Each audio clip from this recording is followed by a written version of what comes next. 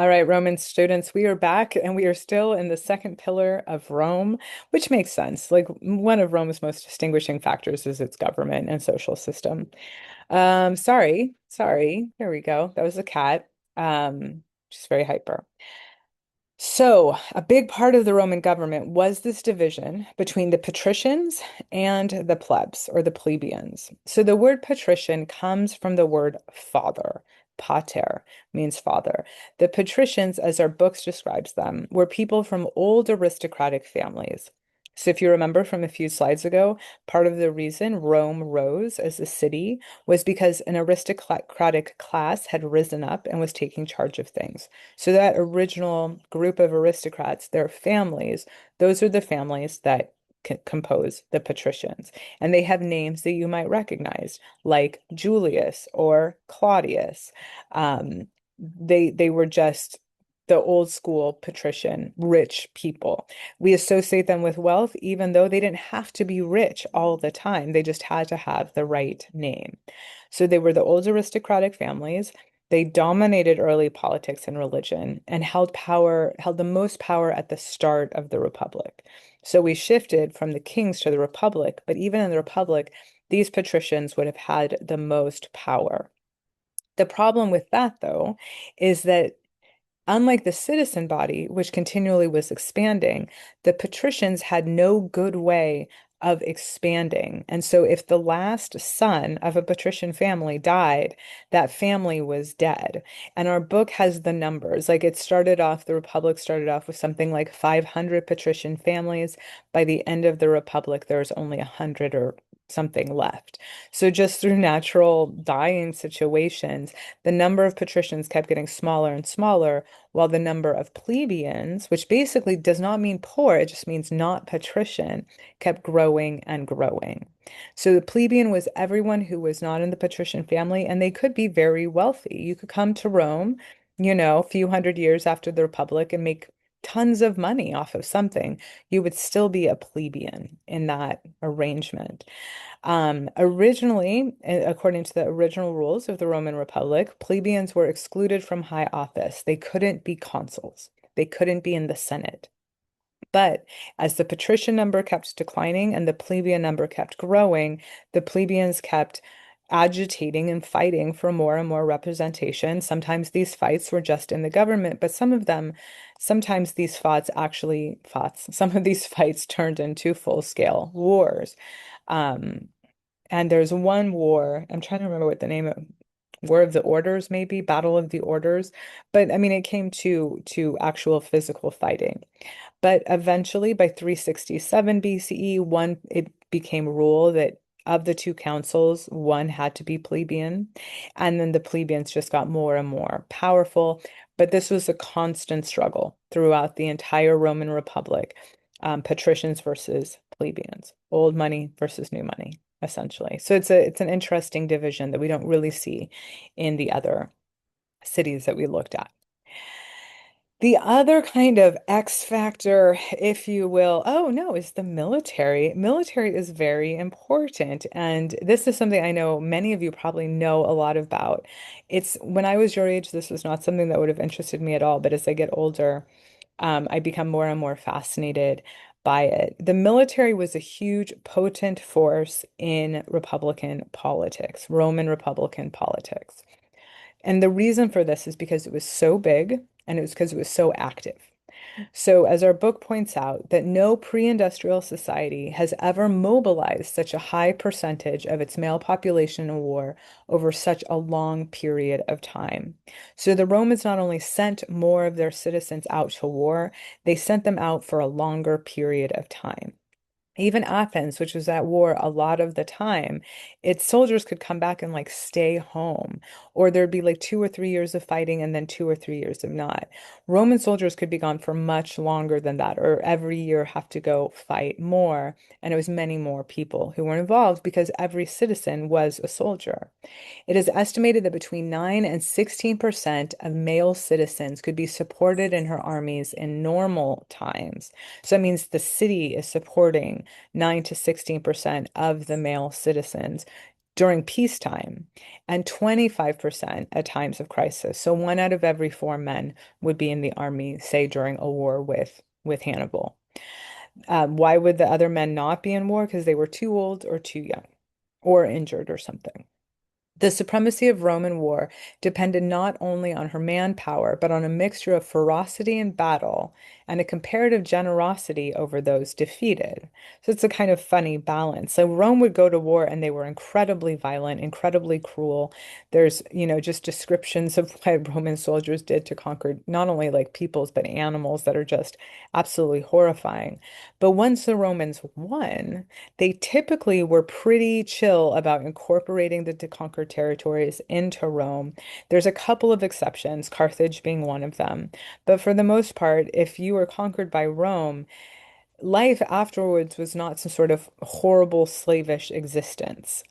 Rome could be very much like, okay, we're friends now, and just kind of move on, right? Move on to the next territory, which is part of the reason their empire was able to last for so long, because by being generous to the peoples that they conquered, they didn't have to deal with a bunch of revolution after what's it called? Not resurrection. Anyhow, they weren't constantly putting down squabbles with the people that they had conquered, because the people they had conquered were just like, this is fine, not too different. So it was a formidable combination that was to underlie the strategy of Roman imperialism in the centuries to come. Yeah, so the military, the needs of the military, the goals of the military were constantly in the forefront of the mind of Roman political powers. How to reward soldiers after battles. This was a huge thing that the Roman Republic was constantly dealing with. And also, pretty much every Roman leader made his way to the top of Roman politics by being excellent in the military. I mean, Julius Caesar is a perfect example. Had he not had the military as a way of becoming strong and powerful, he would have never been able, probably. I mean, he's very smart and charismatic, so who knows? But Julius Caesar used the military as a way of amassing power and getting men to support him. And it was because he had that opportunity that he was able to do what he did. But it's not just Caesar. I mean, if we think about almost every person before Caesar who made their name in Rome, every man had some sort of successful military career first. So, I could talk about this for much longer. It's a very important part of Roman history. And if you would like to talk about it more, please come talk to me during office hours. And I do believe, so I didn't assign this reading, but our book does have many chapters, many, many words devoted to what the Roman military did during the Republic. It is fascinating information. I would highly recommend reading it. I am not requiring it though, so it's there for you. Maybe over the summer, you could check it out. But here is the real secret that I wanted to talk about, which is Roman women. This is one of the most enigmatic kind of issues, one of the things that's still like we know, but we don't know what was going on. So Roman women did not have a sanctioned voice in government, but there is evidence that from the early republic, they had ways of exerting influence to get what they wanted. There's many different kind of interesting sub stories we could talk about. Like for some reason in Rome, about every 20 to 30 years, there was a scare in which all Roman men thought their wives were poisoning them, and there would be this huge hysteria in the city. Um, but because we just don't know, we don't have like accurate historical record about what Roman women were specifically doing in government. We don't know, there's nothing sanctioned, there's nothing official, but we know that Roman women exerted a lot of interesting power in a lot of different ways. So this sarcophagus here is a depiction just of girls playing, like just girls playing outside, which is something we don't see in any other city, which is pretty exciting. But one way of understanding how women worked in Rome is just by looking at specific women. Some of these women we know about. And one of the most famous Roman women is this woman, Cornelia. So, Cornelia, I'm not named after her, which is too bad. But so she is the daughter of a woman named Aurelia, as you can see by the phrase, daughter of Aurelia. Aurelia herself was a very powerful woman. Um, Aurelia, the mother, was known for like dressing very fancy and like spending a lot of money on her hair and makeup. Aurelia was so fancy that some Roman politicians tried to enact a law limiting how much money Aurelia and women like her could spend on clothes. Like they tried to have a law saying you could only spend this much money on clothes because they saw what Aurelia was doing. And Aurelia somehow managed to make sure that that law did not pass. And then she just like spent even more money on clothes. She was like the most fashionable, amazing woman in Rome. Her daughter, Cornelia, was not known for her clothing. Instead, she was known for being an excellent mother to three boys, but there's only two in this picture. And these are the Gracchi brothers. Now, again, I would love to tell you about the Gracchi. I know probably a lot of you learned about them in high school. They were very controversial figures in Rome. They were both ultimately assassinated. But one thing we know about the Gracchi is that they were good boys, they were very smart, and they loved their mom. And their mom was just like a great mom. She was just like the ideal mom, creating these wonderful Roman citizens. And then after they died, she was just incredibly dignified and amazing. Everyone loves Cornelia. So what's interesting to me about this is we know, we think of her as a good mom, and we do, even though her two sons, some people would argue, did tremendous damage to Rome. So there's like an interesting kind of, schism there. The idea, you would think that to be a good mom, you have to create good Roman boys. And she kind of did, but mainly she created boys who were just like really like good at standing up for what they believed in, even if it wasn't what every Roman believed. So she's a really interesting character. Yeah, and I just love this picture. These boys, they're just amazing. This is probably a nurse. Maybe it's her sister. So that's Cornelia. And then there's Aurelia, another Aurelia. So there's Aurelia, mother of Cornelia. She's one lady. She's the fancy dress lady. But then there's Aurelia, the mother of Julius Caesar. Now, this Aurelia was notorious for, not notorious, she's very good, very noble woman. She was widowed early. She raised her son. She and Julius Caesar grew up in kind of the ghetto of Rome, in the slums of Rome. Is it? Not, never mind. They grew up in the poor area of Rome. It's called the Suburra. There's a Netflix show called the Suburra. But she was just renowned for her generosity, her kindness, her ability to be noble in less than noble circumstances. Everyone loved Aurelia, including Julius Caesar. And she was just very famous for being incredibly like an independent, strong woman who also raised an independent and strong son who some would say was great for Rome and some would say was very bad for Rome. But here is one thing. This is Aurelia, this naked woman, and this is Caesar when he was born. So this is clearly a tapestry from medieval times. It purports to depict the birth of Julius Caesar by the first cesarean section. The thing is, if this were really happening, this woman would be dead by the end of it. We know for a fact that Aurelia lived for many years after the birth of Julius Caesar. The term cesarean section does not come from Caesar. No one really knows where the term cesarean section, meaning this kind of birth, comes from. I've read various theories, none of them quite make sense. But the point is, Caesar was not born by cesarean section, and Aurelia was an amazing mother. Another example of an excellent Roman woman. Then there are the Vestal virgins. So, some of you mentioned this, I think, in your essays on Athens, that one way that Athenian women were able to have power was by becoming priestesses. The same is true in Rome, and the place where we see it most is in the institution of the Vestal Virgin. So the word Vestal here comes from the goddess Hestia, who's the goddess of the hearth. And the job of the Vestal Virgins was not just to never have sex with a man, but to protect the flame of Rome. And I think we're going to see this in when we read the first few hundred lines of the Aeneid. There's this kind of eternal flame of Rome that's held in a temple. And the idea is that flame should never go out. And that flame was originally brought to Rome, it is said, from Troy, from the burning of Troy. So the flame needs to never go out, and it is the job of the Vestal Virgins to protect that flame and make sure it never goes out. If the flame ever goes out, Or if a virgin gets caught having sex with a man, which does occasionally happen because these girls were chosen to be a Vestal virgin at the age 14 and they were supposed to stay virgins their entire life, you can imagine that every once in a while, some of them broke a rule. But if they got caught doing that, they were buried alive. There's some art depicting this. It's a very interesting thing.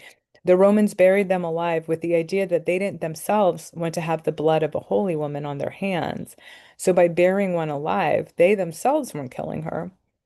They were letting the gods kill her. So it's a very traumatic fate. But if you were a Vestal Virgin and you didn't get in trouble, you had a lot of power. You were able to influence politicians, you were able to influence the Senate, and there are some very famous Vestal Virgins who wielded a lot of power. So that's awesome. And I think that is my last. Oh, yeah. So women had various degrees of power. Um, they had some great clothes sometimes. Our book talks a lot about what women could do in general. And one of the most interesting things is the discussion of marriage. So marriage in Rome was not necessarily, or it was occasionally for love, but it was not necessarily for love. It was generally for producing heirs. And so we have many stories about women who are married to men who are much older than they are. And then they just have love relationships with people outside of the marriage. Like lots of love poetry is about this. Um, but as because marriage is for producing heirs, we do see many marriages between various families in Rome that were strictly for political alliances. So that's a thing. But there is on occasion, it's not completely impossible that a love marriage happens. Though usually if a man marries a woman because he loves her, he is made fun of in the literature, and it is not considered a manly thing to do. So. However, the nice thing is that if a woman's husband dies, she could keep his dowry. He could keep her dowry after his death. So this might not seem like a big deal, but what it means is that a woman on her own with no husband could become rich. And if she had money, if she had her own money, then she had some form of power. This is in contrast to other cities in which if a woman's husband died, she came under the power of his brother or his father or back to her own father, and women themselves weren't allowed to have their own money. It was always controlled by another man. So in Rome, because women could eventually get their own money one way or the other, that gave them some form of power. Our book talks a lot about something, different kinds of marriages, like sine manu or cum manu. It didn't really make sense to me. To me, it amounted to the same thing. So don't worry about that. However, there was also this ideal that a woman, because remarriage in Rome was so common, there rose this ideal of an univira, which is a woman who only marries one man. And so this statue over here is of Livia, the wife of Augustus. What's very funny to me is Livia is held up as the ideal univira, one man woman, because after Augustus died, she did not remarry. The thing is, though, Livia was married to someone else before she was married to Augustus. So really, she's a two-man woman. But there were a few instances of a woman who just married one man and she never married after. And Rome really liked that. But the reason it's interesting is because it happened so infrequently, right? That women were constantly getting remarried. So yes. So in sum, women had some power. They probably had more power than we can capture because we're not there. Like it's this kind of soft power, the power that doesn't like necessarily leave an archaeological record.